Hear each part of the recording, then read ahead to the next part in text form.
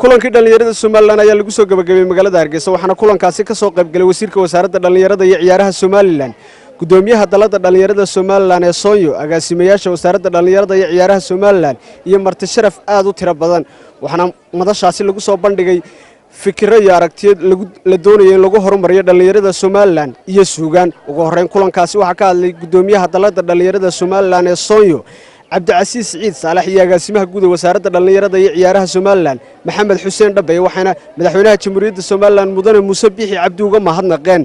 doorka muhiimka ah oo siiyay dhalinyarada Somaliland cid kasto ka qayb qaadatay cid kasto garab istaagtay cid kasto doorka cadceed ah u samirtay fadhiday dhageysatay in uu wax ku duxeen aad iyo aad baan ugu mahadnaqayaa waxaan ugu mahadnaqayaa wasiirka wasaaradda dhalinyarada ciyaaraha oo runtii kulankan inuu qabsoomo u ahaa budbig odaygaygi weeye aad baan ugu mahadnaqayaa waxaan u mahadnaqayaa madaxweynaha Jamhuuriyadda Somaliland oo shalay hawsha aynu ka hadalnay badankeedii uu ka jawaabay oo runtii waxaan odhan karaa waa geesinimo isagana waxaan ugu mahadnaqaynaa inuu ku dhiiraday sanduuqii dhalinyarada Somaliland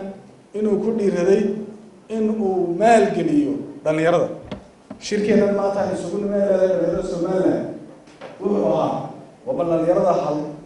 mudnaanta koowaad la siiyo qarankan wuxuu leeyahay mustaqbalkeenu waa dhalinyaradeena kulankan dhalinyarada Somaliland intii aan hoggaanka haynay golaha sideedaad maqaamkiisii waan ku guulaysanaa kor u qaadno insha Allah inaan halka ka sii wadnana waan isku day doonaa hadii Ilaahay ka dhigo waxaan isleeyahay maanta halkan waxa ka soo baxay wax aynu kulliga ku faraxsanahay shirka markii la qaban qaabinayay su'aasha ka dambaysa aad bay noo warwargelinaysay dadkayagii qaban qaabinayay oo ahaa talo maxaa shirka ka soo bixi doona waxaan aad iyo aad ugu mahadnaqayaa oo la qabaa gudoomiyaha Sooyo madaxweynaha Jamhuuriyadda Somaliland Mujaahid Muuse Biixi Cabdi oo shirka wixii ka soo baxayay 90% inaga dulqaado jawaab waafiye ka bixiyay hawsha insha Allah waa loo hawlgali doonaa dadaalkeedana waxba la harimayno dhalinyaradana waxaan leeyahay runtii hawsha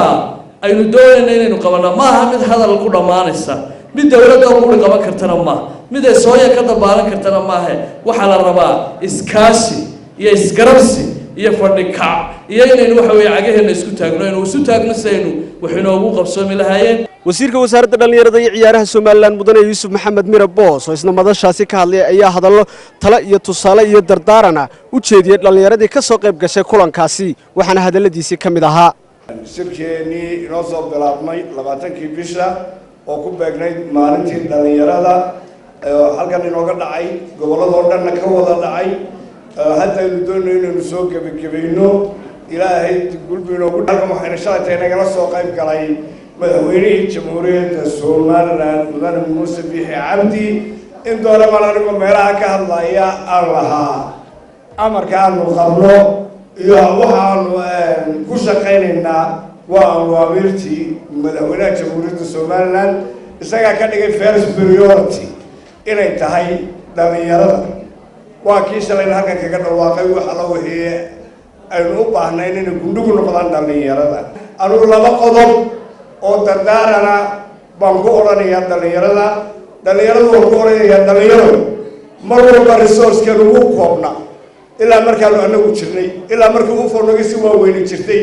resource ugu koobna dhalinyaradu way badnayd mar walba dhalinyaradu way shaqayn jirto iyaga keeni jiray fikir looma keeni jirin iyagoo guryaha hurda tan kale waa dhalinyaradu iyada wax bedeshaa inaad fikirka qabyaalada waa inaad idinku bedeshaan ma aha inaad la kala safataan aadiyana waxaan ugu mahadnaqayaa nimankii waqtigooda soo qaatan saaxiibyada ahayd ee ufo oo iyagu waqtigoodii wax bedelay waa Maxamed Salebaan Maxamed Siigaye iyo Xamse Ciid Maxamed telefishinka qaranka Somaliland Hotel Ambassador ee caasimadda Hargeysa.